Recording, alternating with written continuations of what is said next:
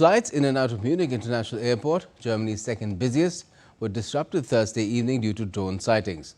For more on what happened and the broader implications, we're joined by DW's Chiponda Chimbelu in Berlin. Good afternoon to you, Chiponda. What is known about the disruptions in the first place?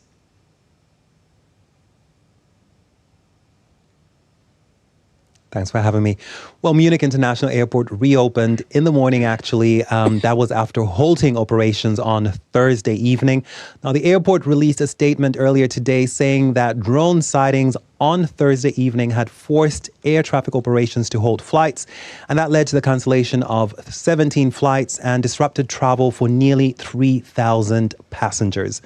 Now, Munich Airport is Germany's second biggest hub for international travel after Frankfurt International.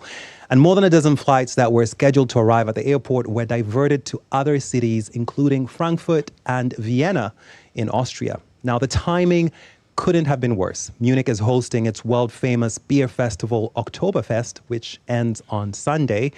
But the disruption is, of course, also a major concern because we have seen similar incidents at other European airports recently. For instance, Denmark and Norway also shut their airports at the beginning of last week because of drone sightings. And Chiponda, how serious is the security threat? What's being done to tackle it?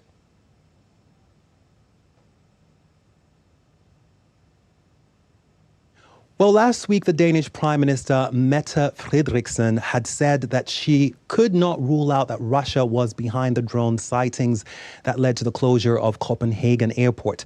But there is no evidence that Moscow was behind that incident, and Denmark now says it was the work of a professional actor. Still, there are fears that Russia could be waging a hybrid war against Europe, and that could include hiring mercenary agents for attacks.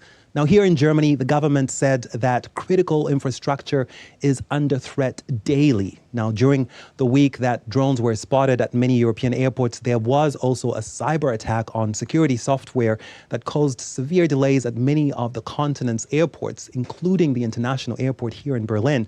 And in September, the German Domestic Intelligence Service, the BND, said that cyber attacks on government institutions and critical infrastructure are happening almost every day.